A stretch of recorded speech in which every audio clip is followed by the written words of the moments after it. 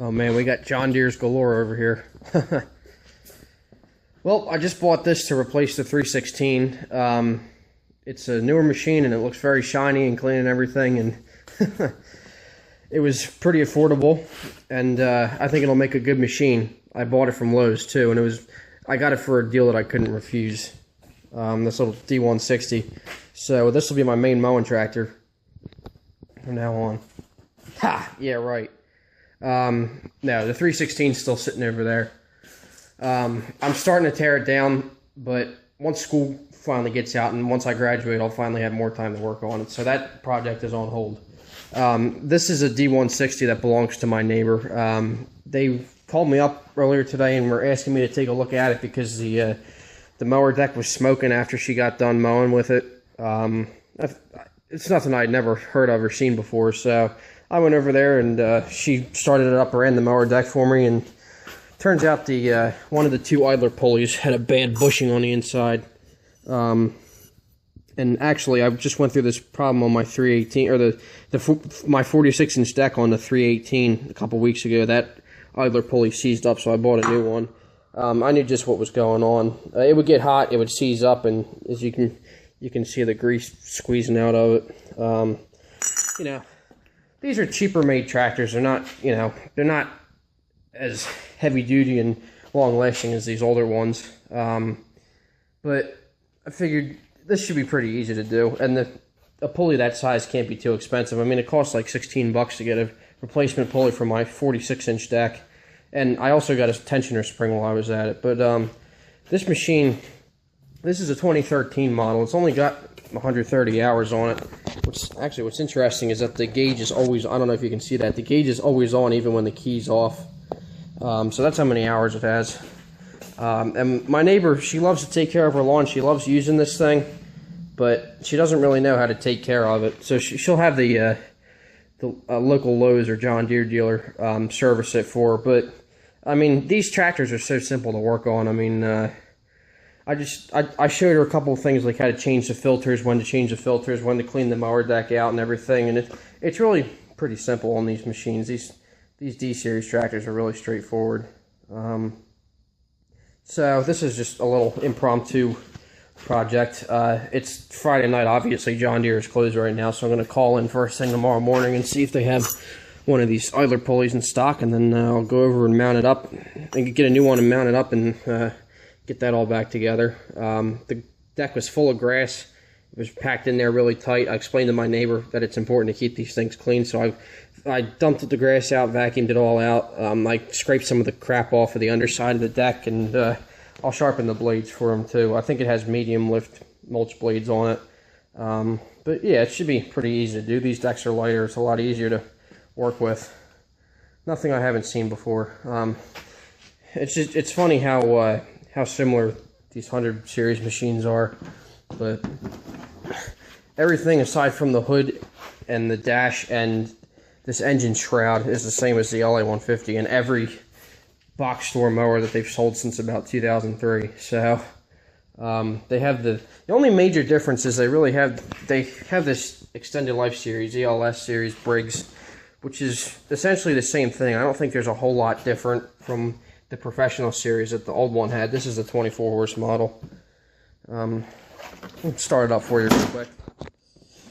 One thing I don't like is it has the throttle and choke in one little lever.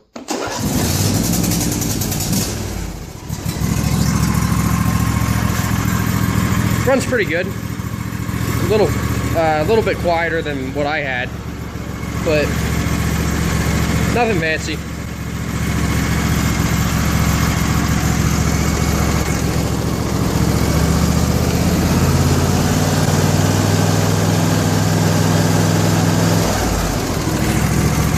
So yeah.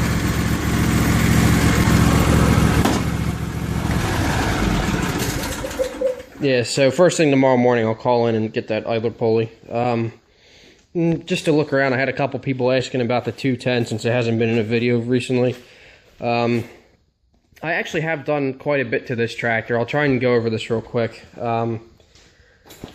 As you guys know, I swapped out the wiring harness last summer with a good one. Actually, the wiring harness I got was off a DJ. It was the wiring harness out of the 216 that this engine came out of. And there was nothing wrong with it. I just had to electrical tape a couple spots that were rubbing. But that finally solved the bad charging issue. And unfortunately, the Interstate battery that I got for it 2 years ago was, once I had gotten it plugged in and everything and had it sitting in the tractor for a while, the shorted wiring harness just ate it up. So unfortunately, even though it was a new battery and a very expensive battery, it was no good. So I exchanged it for a new one, an MT85, got it wired up, and to this day I have not had a single electrical problem with it, which is great. Charging wise, I mean. I also just added this extra wiring harness for the hour meter since I had kind of jerry-rigged some crappy wiring. It was working okay, but I'm not good with electrical, so I just got this little wiring harness from Green Farm Parts, and it came with an extra connector so I can plug in the hour meter, and I still have an extra jack for something else. So,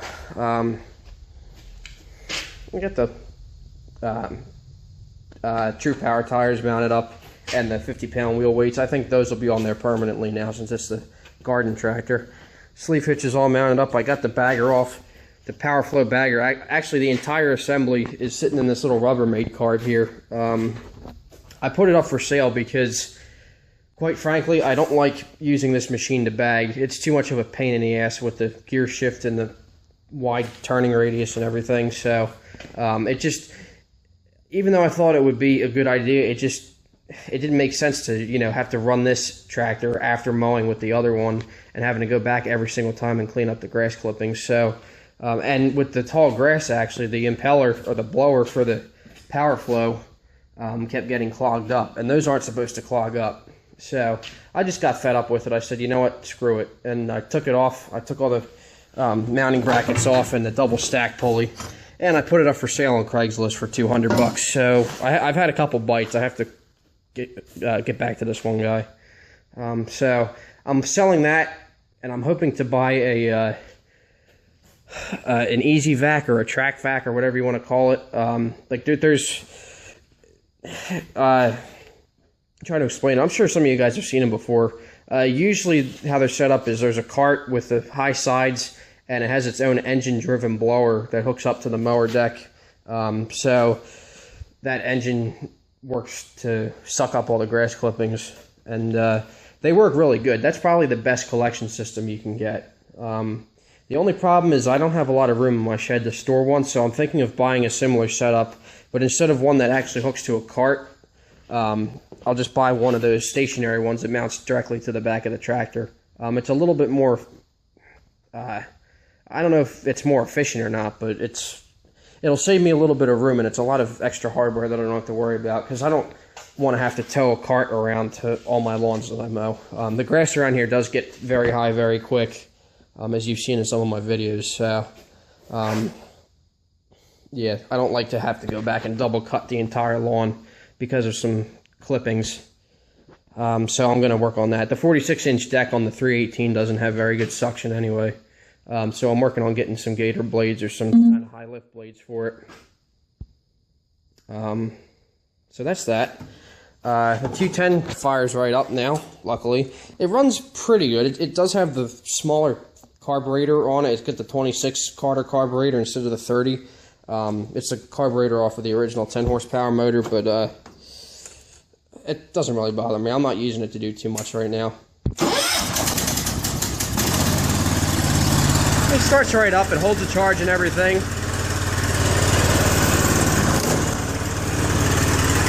Runs good. Every once in a while it'll miss a little bit, but like I said, it just has the smaller carburetor on it. So it runs a little lean, but it's not like I'm mowing with it or anything. The PTO clutch on this tractor is junk, and that's the second one that I've had to go through with this machine because the pulleys, the armature, or whatever you want to call it, that was bent. I bought it used. I got it off of eBay for pretty cheap, and now I know why, because the armature or the pulleys were bent, and when you try to go engage the clutch, it basically grounds out the system and it shuts the tractor off. This ammeter gauge here would just jump all the way up to the positive side and then shut the tractor off by itself, and I wouldn't get any power to turn the key over again. So I unplugged it, I'm not using this for any PTO work right now, but that's just something to look forward to in the future. I have to get a new PTO clutch for it, which is not going to be fun, because they're like $600-700 bucks. But for right now, it doesn't really bother me.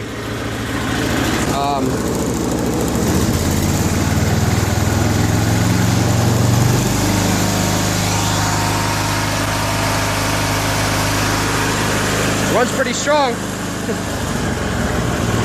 Yep. And then I have the rear end apart, not completely apart, but just going over a couple things in the transmission that I probably should have done when I had it apart originally, but I've been learning and tearing more things apart on this machine as I go. So just a tip, if any of you go into restore, if any of you are planning to restore a garden tractor, you go to restore a garden tractor, don't leave things out. Do it right the first time, because especially with these 200 series, these fenders are a big pain to have to take off. You got to take the pedals off, and then you have to lift over the shift handle and everything. So the fenders on these are not very well designed. So having to keep taking those off and putting them back on is very annoying. So I like to keep the fenders on as much as I can. I hate having to take them off to do work. Let me pull the gas tank off real quick. I'll show you what's going on here. So one little problem I was having was the O-ring inside the shifter, where the shifter goes into the column. That O-ring was bad, and it was leaking oil. It was like a quarter-size drop of oil underneath. So I figured that would be a pretty easy fix. I read up on it, and I took everything apart. All you have to do is just take these 3 bolts out and pull the shifter straight out of the forks, and then there's a snap ring inside this column here, and you just slide you pull the snap ring out, slide the O-ring right in, and I did that about 4 days ago, and it hasn't leaked a drop since, so I guess I did it right. The only thing is, I think it's getting jammed up in neutral. I think that's just a problem with the way the shift forks are aligned inside the transmission, because you have to line them up just right. I tried to take it apart and put it back together with it in neutral, so I avoided that problem. But I mean, it runs and drives fine. I have it up on jack stands, and it drives fine in each gear, no problems. So I guess I shouldn't worry about it, but it's just a little pet peeve. I have like an OCD obsession, I guess. So that's that. And then both of the dry belt pulleys are off. There's the main pulley with this hub back here on the transmission, and then there's the idler pulley with the arm that bolts into the case right here. They didn't really need work, but the bushings inside the idler pulley arm were starting to go bad, so I pulled them off. It was pretty easy to take off. You can see where it's kind of worn there. It uses a special bolt, and that holds it into the transmission case. This bolt gets worn over time. It has like its own spacer welded onto it. So it had a little bit of play in the casing, so or in the bolted to the casing, the transmission casing. So I figured I would just take care of that while I had everything off, so I don't have to worry about it in the future. It was like 20 bucks. I got this. I have this on order, this piece of the arm right here. You can replace that because the metal's worn, so I replaced that, or I got a new piece there, and I got this new bolt, and then I'll take it all apart and bolt it back up. And I also got a new bushing to go inside this pulley, because this pulley has a little bit of play, or a little bit of wobble. I can't do it on this flat surface here, but so yeah, that's just another thing I'm doing to it. It's a pretty easy fix. Like I said, I kind of regret leaving that out when I had the tractor apart 3 years ago. Like I said, do it right the first time, so you don't have to go back and fix all your mistakes, because that's all I've done with this tractor, is fix the mistakes that I made and the things I left out. But it was my first restoration, and I was young then, and you know, we all make mistakes like that. But I replaced this tensioner spring 2 years ago, this secondary variator belt tension spring. So this should, once I get this all back together, that should take care of any future dry belt or variator problems. I mean, as long as you keep the dry belts in good shape and you keep the variator adjusted and lubed properly, they shouldn't give you any problems. But a lot of times people forget to take extra care of them. They let the variators get all worn out and wobbly, and they let the tension springs go, and they leave all that slack in the pulleys, so that can cause problems with the drive system. And unfortunately, that's when they haven't been taken care of, they can cause a lot of problems, and that's one of the downfalls with these 200 series. But like I said, if you take good care of them, they'll last fine. They'll last a while. So yeah, I'm slowly building this thing into a puller, finally. I actually ran it in its first tractor pull about 3 weeks ago. It was kind of impromptu, but I had this at the local gas engine club show, swap meet and everything, and there were only a couple tractors there for the garden tractor pull, and even though this one was pretty much illegal because I have no wheelie bar and I have no helmet, they still let me pull anyway. I borrowed some suitcase weights, I borrowed a guy's helmet, and I weighed in at 1150, the 1150 pound class. That's what you have to run minimum because it's a 16 horse engine. I got it with me on the seat and about half a tank of fuel. I weighed in at exactly 1,150 pounds, which I thought was kind of funny. So it's a pretty heavy tractor. I mean, we know these things are heavy, but I wasn't expecting it to be that heavy. So yeah, so that's the next step. I'm just doing things to build it up into a puller. I fixed the seat switch, so now instead of having to wire up a kill switch and screw with the coil and everything, all I have to do is just when I go to start the pull, just turn the PTO on, and if I fall off, or turn the PTO switch on, and if I lift off the seat or fall off the seat, it'll kill the engine, even with the PTO clutch disconnected. Like I said, that PTO clutch is nothing but trouble. It keeps grounding out the wiring, so I don't want to. I just want to leave it alone. I don't want to mess with it. I'll just get a new clutch eventually. Or I'll get a new coil or something for it. I don't know. So that's that. Like I said, here's the 316. It's been sitting inside the past couple months. I know a couple of you guys thought I was keeping it outside under the tarp, but eventually I moved it in. And I have slowly started to take it apart. I got the side panels off, and I've been cleaning it up. I vacuumed a lot of the ashes and embers out of it. It really pains me to see it like this, but I have to pull the engine out and clean all the molten plastic out of the tins. The carburetor's junk, unfortunately. They broke the side of the throttle body right off. So I'll have to replace that. Wiring is obviously no good. I got a seat cover from Glenn Robinson, a good friend of mine. Thanks for that. It was a nice little gift. As you can see, the original one got singed, and it also singed the brand new seat, which really pissed me off. But that's all right. I have a new seat cover ready to go for next time. So even though they have the newer style logo on them, they're very handy to have on these old tractors because they don't have any cup holders or storage compartments or anything. So I keep my hearing and eye protection in the back and a bottle of water or something. So yeah, thanks for that, Glenn. I'm sure it'll come in handy in the future. So once I graduate, or once school gets over in a couple of weeks, that'll be my next project, tearing this apart and deciding what's good and what's not, and starting to get some parts. And then these two guys here, I've talked about them before, but I figured I might as well give you a good in-depth review of them. First, here's my Brinley plow that I got, I believe it was January 2nd. It was right after New Year's I bought this thing. Seems like so long ago. Guy around the corner had it for sale. He had a garden tractor that he sold, and he replaced it with a little Ford 8N, so he didn't need this anymore. And oh, it's very heavy. So he sold. I have to hold it up. It's not going to stand by itself. He put it up on Craigslist for $100, and it was restored quite a few years back. It's got surface rust and everything, but the mold board is in really good shape. The mold board had fresh paint on it when I got it.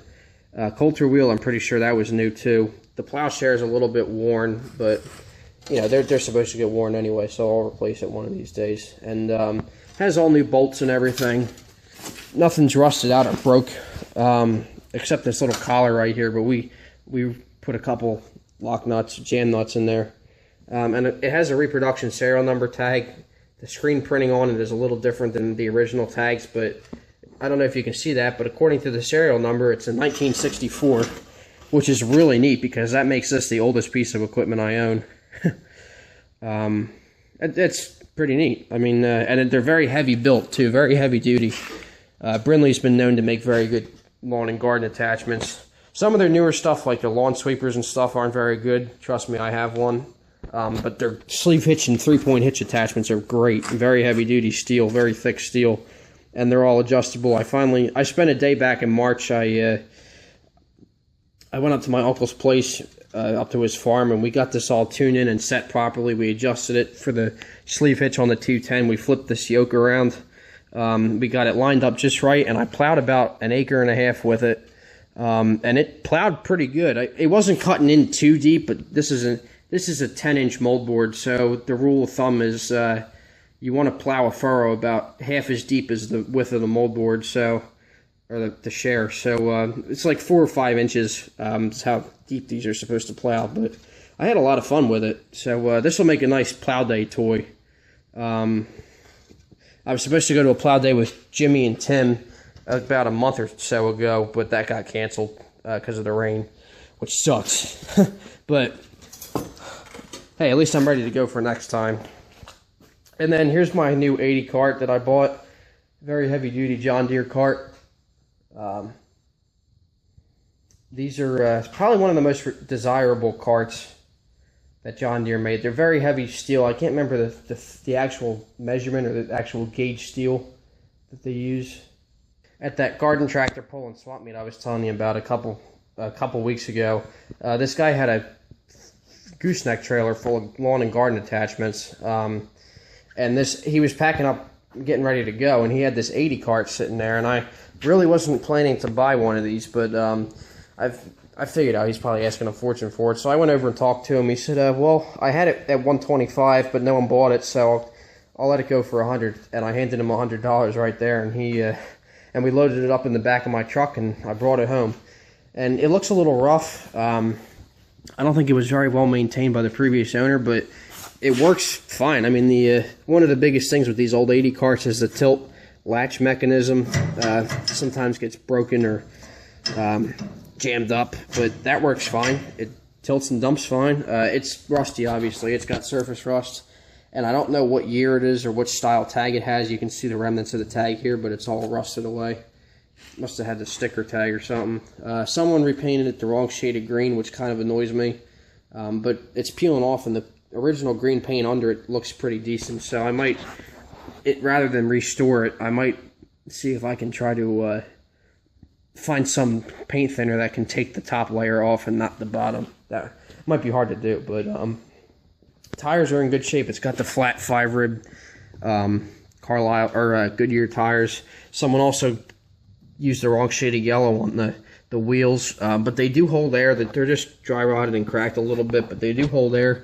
I cleaned and greased the hubs, and it works fine. I mean, it has no tailgate, obviously, and unfortunately, tailgates are not cheap for these things because they're very collectible, valuable. So someone just rigged up a piece of chain, but I already put it to work. I hauled 3 pallets of paver bricks. You can't see, but they were over there on the other side of the driveway, and I unwrapped them. We're putting in a paver patio in the backyard and a paver walkway, so I took the plastic wrap off of them, and I had this thing filled. I think we've moved about 12 loads of pavers with it, and this thing held it fine. The 318 pulled it without a problem, so I thought that was pretty neat. They're very heavy duty, but maybe someday I'll look into getting a tailgate for it or building one. My uncle has an 80 cart just like this, and the tailgate on his is starting to rust out too. But I figure if we can find this correct piece of tubing and a latch or something like that, we might be able to build one ourselves. We'll see. So I'll have a little fun with that. That'll be neat. I figured I'd buy it because I'm most likely never going to have a chance to buy an 80 cart that cheap in my area ever again. So now I have one, and it's already proved itself to be pretty handy. So this Rubbermaid cart is up for sale, and the PowerFlow bagger is up for sale on Craigslist right now. So we'll see. I'm hoping I can sell those two and get a nice easy vac or track vac like I was saying earlier. But so yeah, there's just an update video. I figured I might as well make this video while I have this thing in here. Have both of these in here actually, and show some of my new equipment. Nothing crazy. I wasn't making a big video or anything, but I should have had the 318 part right there, but oh well. So there's just an update for you guys, since most of you guys are wondering what's going on. I'll try and have more videos when summer comes around. Like I said, I'll be working on the 316 and hopefully getting it running again. We'll see. But for now, the 318 is doing just fine. So I'll get this thing back together in no time. I have a box full of parts coming in tomorrow, so I'll get that back together. I'll go down to the dealer, get the pulley, and get this thing back together and get it all cleaned up and serviced, and we'll be good to go. So there's just an update video in the John Deere garage. Thanks for watching, guys.